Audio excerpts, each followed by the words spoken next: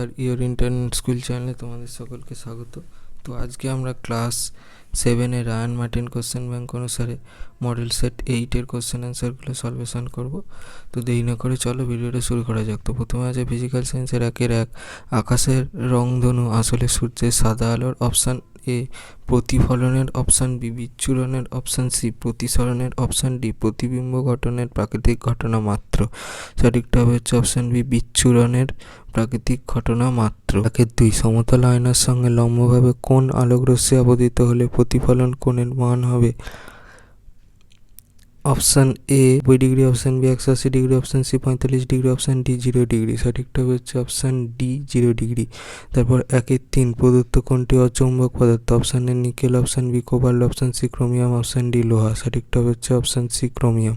তারপর 1-4 চুম্বকে আকর্ষণের পূর্বে যে ঘটনাটি ঘটে সেটি হলো অপশান এ বিকর্ষণ, অপশান বি আকর্ষণ বিকর্ষণ, অপশান সি আবেশ। সঠিকটা হচ্ছে অপশান সি আবেশ।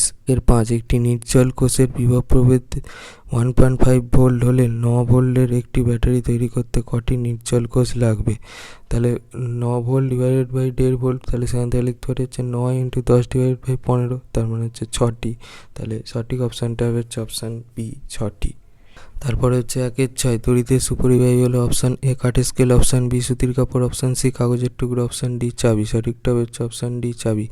তারপরে হচ্ছে 1-7 প্রদত্ত কোনটি পরিবেশ বান্ধব শক্তি নয়? অপশান এ সৌরশক্তি, অপশান বি মাটির নিচের তাপ শক্তি, অপশান সি জৈব শক্তি, অপশান ডি জীবাশ্ম তেল থেকে পাওয়া শক্তি। সঠিকটা হচ্ছে অপশান ডি জীবাশ্ম তেল থেকে পাওয়া শক্তি। তারপর হচ্ছে 1-8 পশ্চিমবঙ্গে বায়ুকল দেখা যায়? অপশান এ কাকদ্বীপে, অপশান বি দীঘাতে, অপশান সি সাগরদ্বীপে, অপশান ডি বকখালিতে। সঠিকটা হচ্ছে অপশান ডি বকখালিতে। 2 শূন্যস্থান পূরণ করো। 1 বলেছে প্রচ্ছায়ের চেয়ে উপচ্ছায়া অঞ্চলে আলোর পরিমাণ তুলনামূলকভাবে ড্যাশ, উত্তরটা হবে কম। তারপর 2 বলেছে সূচিচিত্র ক্যামেরায় বস্তুর ড্যাশ প্রতিবিম্ব গঠিত হয়, উত্তরটা হবে উল্টো। তারপর হচ্ছে 2-3 চৌম্বক দৈর্ঘ্য ড্যাশ ইন্টু চুম্বকের জ্যামিতিক দৈর্ঘ্য, উত্তরটা হবে 0.86। তারপরে হচ্ছে 2-4 চুম্বকের সমমেরু পরস্পরকে ড্যাশ করে, উত্তরটা হচ্ছে বিকর্ষণ। তারপর হচ্ছে 2-5 ড্যাশ মাছের দেহে বিদ্যুৎ উৎপাদন ব্যবস্থা আছে, উত্তরটা হবে ইলেকট্রিক ইল। তারপরে হচ্ছে 2-6 ফোনে ব্যাটারি চার্জ দিতে ড্যাশ শক্তির প্রয়োজন, উত্তরটা হবে হচ্ছে তড়িৎ। তারপরে হচ্ছে 2-7 কয়লা হলো একটি গুরুত্বপূর্ণ ড্যাশ জ্বালানি, উত্তরটা হবে হচ্ছে জীবাশ্ম জ্বালানি। তারপরে 8 পরিবেশ বান্ধব শক্তি উৎসের একটি উদাহরণ ড্যাশ, উত্তরটা হবে হচ্ছে বায়ু শক্তি। তারপরে হচ্ছে 3 বলেছে সত্য মিথ্যা লেখো। 1 বলেছে আলো চলাচলে কোনো মাধ্যমের উপস্থিতি অত্যাবশ্যক শর্ত নয়, এটা হবে সত্য। তারপর 2 বলেছে একটি দণ্ডচুম্বককে লোহার মধ্যে ডোবালে দণ্ডচুম্বকটি সব জায়গায় সমানভাবে লোহার গুঁড়ো আটকে যাবে, এটা মিথ্যা হবে। তারপরে 3 ধাতু তড়িতের সুপরিবাহী, এটা সত্য হবে। তারপর 3-4 গোবর গ্যাস হলো একটি জীবাশ্ম জ্বালানি, এটা মিথ্যা হবে। তারপর 4 বলেছে আলোর প্রতিসরণ ধর্ম দিয়ে ব্যাখ্যা করা যায় এমন একটি ঘটনা লেখো।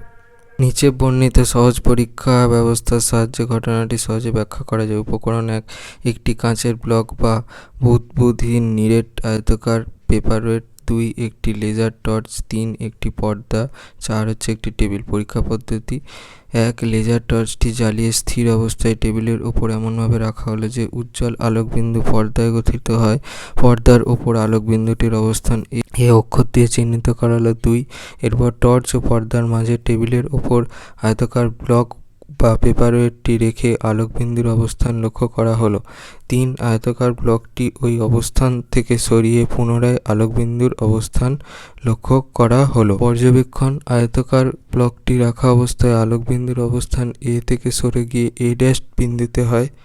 ব্লকটি সরিয়ে নিলে তা আবার এই অবস্থানে ফিরে আসে। সিদ্ধান্ত বায়ু মাধ্যমের মধ্য দিয়ে গতিশীল আলোকরশ্মি কাঁচের ব্লকের মধ্যে প্রবেশ করলে বায়ু ও কাঁচের বিভেদ তলে আলোকরশ্মির গতিপথের পরিবর্তন ঘটে, অর্থাৎ রশ্মিটি প্রতিষ্ঠিত হয়, ফলে আলোক বিন্দুর অবস্থান এ থেকে এ ড্যাশ বিন্দুতে সরে যায়। অনুপস্থিতিতে আলোকরশ্মির সমগ্র পথ বায়ুর মাধ্যমের ভিতর দিয়ে অতিক্রম করে পর্দায় পড়ে। মাধ্যম অপরিবর্তিত থাকায় এক্ষেত্রে প্রতিসরণ ঘটে না, ফলে আলোকবিন্দুর অবস্থান অপরিবর্তিত থাকে। এখানেও ছবিটা কিন্তু পেন্সিলে আঁকবে। 4-2 বলেছে সৌরকোষের 2টি ব্যবহার লেখো। সৌরকোষ ও সৌর প্যানেলের ব্যবহার সাধারণত অল্প পরিমাণ বিদ্যুৎ সরবরাহের প্রয়োজনে সৌরকোষ ও চাহিদা বেশি হলে সোলার প্যানেল ব্যবহৃত হয়। এদের বিভিন্ন ব্যবহারগুলি হলো নিম্নরূপ: 1. সৌরকোষের সাহায্যে উপগ্রহ, মহাযান এবং স্পেস স্টেশনগুলিতে বিদ্যুৎ শক্তি সরবরাহ করা হয়। 2. সৌরকোষের সাহায্যে রাস্তার বাতিস্তম্ভে আলো জ্বালানো হয়। সরাসরি বিদ্যুৎ সরবরাহের সুযোগ নেই এমন স্থানে অবস্থিত প্রেক্ষাগৃহ বা সভাকক্ষে রেডিও, টেলিভিশন ইত্যাদি চালানোর জন্য প্রয়োজনীয় বিদ্যুৎ সরবরাহের কাজে সাহায্য হয়ে থাকে। বাতিঘর, অয়েল রিগ ইত্যাদির ক্ষেত্রে বিদ্যুৎ সরবরাহ সৌর প্যানেলের সাহায্যেই হয়ে থাকে। ইলেকট্রনিক ঘড়ি, ক্যালকুলেটর ইত্যাদিতে সৌরকোষ ব্যবহৃত হয়। পশ্চিমবঙ্গের সাগরদ্বীপ, যা গঙ্গাসাগর নামে পরিচিত, এর 10টি গ্রামে সৌরবিদ্যুতের সাহায্যে সবকিছু অর্থাৎ আলো, পাখা, টিভি, পাম্প ইত্যাদি চলে। এছাড়া কলকাতার নিউ টাউনে একটি আবাসনের ছাদে সৌর প্যানেল বসানো আছে। সৌরশক্তির সাহায্যে ওই সব স্থানের বাসিন্দাদের বিদ্যুৎ শক্তির চাহিদা পূরণ হচ্ছে। তারপর 4-3, 3টি বাল্ব, 3টি নির্জাল কোষ এবং একটি সুইচ দিয়ে তৈরি একটি মুক্ত বর্তনীর চিত্র কিরূপ হবে এটা দেখে নাও। তারপর 4-4, একটি বস্তুকে আয়নার দিকে 5 মিটার এগিয়ে আনলে বস্তু ও প্রতিবিম্বের মধ্যেকার দূরত্ব কত মিটার কমে যায়? জানি সমতল আয়নার ক্ষেত্রে আয়নার প্রতিবিম্ব বস্তুর সমান দূরত্বে তৈরি হয়, অর্থাৎ আয়নার অপর পাশে। অর্থাৎ যদি বস্তু আয়না থেকে d মিটার দূরে থাকে তবে প্রতিবিম্ব আয়না থেকে d মিটার দূরে হয় উল্টো দিকে। ফলে বস্তু ও প্রতিবিম্বের মোট দূরত্ব হচ্ছে d + d, তার মানে হচ্ছে 2d মিটার। তাহলে প্রশ্নে বলেছে বস্তুটিকে আয়নার দিকে 5 মিটার এগিয়ে আনা হয়েছে। তাহলে ধরি প্রথমে বস্তুটা আয়না থেকে x মিটার দূরে ছিল, তাহলে বস্তু ও প্রতিবিম্বের মধ্যেকার দূরত্ব হচ্ছে 2x মিটার। এখন বস্তুটি 5 মিটার এগিয়ে এলো, অর্থাৎ নতুন দূরত্ব হচ্ছে x - 5 মিটার। প্রতিবিম্বের নতুন দূরত্ব হবে হচ্ছে 2 × x - 5 মিটার। তাহলে দূরত্ব কমছে হচ্ছে 2x - 2 × x - 5, তার মানে হচ্ছে 2x - 2x + 10, তার মানে হচ্ছে 10 মিটার। তাহলে অতএব বস্তু ও প্রতিবিম্বের মধ্যেকার দূরত্ব 10 মিটার কমে যায়। এটা হয়ে গেল আমার অ্যান্সার। তারপর 4-4, বায়োগ্যাসের মুখ্য উপাদানটি কোন গ্যাস? উত্তরটা হচ্ছে মিথেন বা CH4। তারপরে হচ্ছে 4-6, এলইডি এর পুরো কথাটি কি? এর পুরো কথা হচ্ছে লাইট এমিটিং ডায়োড। তারপরে হচ্ছে 4-7, ইলেকট্রিক বাল্বের ফিলামেন্ট কোন ধাতুতে তৈরি হয়? উত্তরটা হচ্ছে টাংস্টেন। তারপরে হচ্ছে 5-1, প্রাকৃতিক চুম্বক ও কৃত্রিম চুম্বকের মধ্যে পার্থক্য লেখো। বিষয়: প্রাকৃতিক চুম্বক, কৃত্রিম চুম্বক। আকৃতি: প্রাকৃতিক চুম্বকের আকৃতি নির্দিষ্ট নয়, কৃত্রিম চুম্বকের আকৃতি নির্দিষ্ট। একে প্রয়োজন অনুসারে যে কোনো আকারে তৈরি করা যায়। স্থায়িত্ব: চৌম্বকত্ব স্থায়ী, সহজে তা বিনষ্ট হয় না, এর চৌম্বকত্ব অস্থায়ী। 5-2, ফিউজ তারের ব্যবহারের উপকারিতা লেখো। জলতড়িৎ বর্তনীতে ব্যবহৃত একটি সুরক্ষামূলক ব্যবস্থা। তারটির উপাদানের গলনাঙ্ক খুব কম এবং রোধ যথেষ্ট উচ্চমানের হয়। বর্তনীর কোনো অংশে যে কোনো কারণে তড়িৎ প্রবাহ মাত্রা অনুমোদনযোগ্য সর্বোচ্চ মানের বেশি হলে ফিউজ তার খুব উত্তপ্ত হয় এবং সহজেই গলে গিয়ে বর্তনী হয়। ফলে বর্তনী বা ব্যবহৃত দামি বৈদ্যুতিক যন্ত্রগুলি অতিরিক্ত তাপের প্রভাবে ক্ষতিগ্রস্ত হওয়ার হাত থেকে রক্ষা পায়। নষ্ট হয়ে যাওয়া ফিউজ তারটি পাল্টে দিলে বর্তনী ও সংশ্লিষ্ট যন্ত্রটি আবার ব্যবহারের উপযোগী হয়। 3, প্রতিফলনের সূত্রগুলি লেখো। প্রতিফলনের সূত্র: আপাতিত রশ্মি, প্রতিফলিত রশ্মি ও আপতন বিন্দুতে প্রতিফলকের উপর অঙ্কিত অভিলম্ব একই সমতলে থাকে। আপতন কোণ ও প্রতিফলন কোণের মান সর্বদা সমান হয়। দ্বিতীয় সূত্রটি গ্রিক জ্যোতির্বিজ্ঞানী টলেমির দ্বারা আবিষ্কৃত হয়, একে টলেমির সূত্রও বলা হয়। 4, পার্শ্ব পরিবর্তন কি উদাহরণ দিয়ে বোঝাও। পার্শ্বীয় পরিবর্তন বা ল্যাটারাল ইনভার্সন: সমতল দর্পণে গঠিত কোনো বস্তুর পুরো প্রতিবিম্বটি বস্তুর সাপেক্ষে পাশাপাশি উল্টে যাওয়ার ঘটনাকে পার্শ্বীয় পরিবর্তন বলে। যেমন আয়নার সামনে দাঁড়ালে বাম হাতটিকে ডান হাত ও ডান হাতটিকে বাম হাত বলে মনে হয়। পি কে উল্টো পি আর আর কে উল্টো আর এর মতো দেখায়। ছবিটা দেখে নাও, ছবিটা কিন্তু পেন্সিলে আঁকবে। তারপরে 6-1, তড়িৎচুম্বকের শক্তি কি কি উপায়ে বাড়ানো যায়?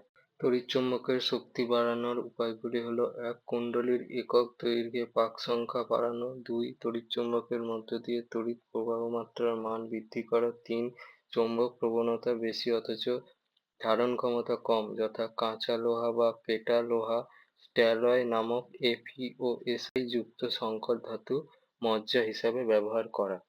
6-2, কাঠ তড়িৎ অপরিবাহী কেন? বদ্ধ এবং মুক্ত বর্তনী বলতে কি বোঝায়? আলো অন্তরক পদার্থ কাঠের ওপর দাঁড়িয়ে সরবরাহ লাইনের তার স্পর্শ করলে বিদ্যুৎ সংশ্লিষ্ট ব্যক্তির শরীরের মধ্য দিয়ে প্রবাহিত হতে বাধা পায়।